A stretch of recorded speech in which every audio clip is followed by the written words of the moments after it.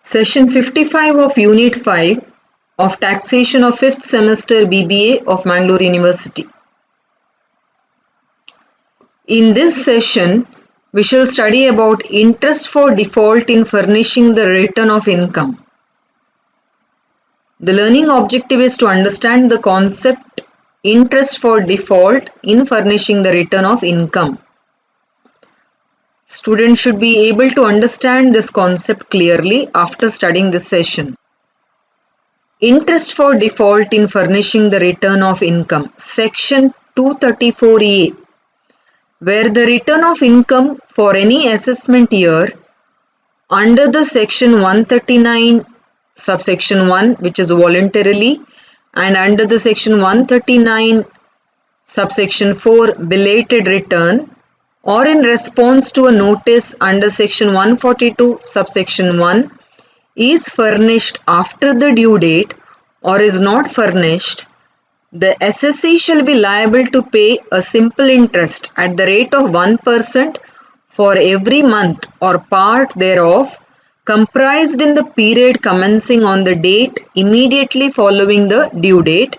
and ending on the date of furnishing the return. Where no return has been furnished, the interest shall be charged till the date of completion of best judgment assessment. The interest shall be charged on the amount of tax on the total income as determined on the basis of return, and where a regular assessment is made on the amount of tax on the total income determined under regular assessment after deducting the following amounts: advance tax, if any, paid by the assessee, any tax deducted or collected at source, any relief of tax allowed under section 90 on account of tax paid in a country outside India,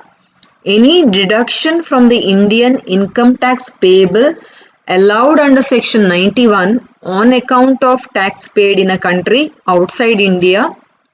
any tax credit allowed to be set off on account of minimum alternate tax by a company or on account of minimum alternate tax by a company or alternate minimum tax by a person other than a company. References: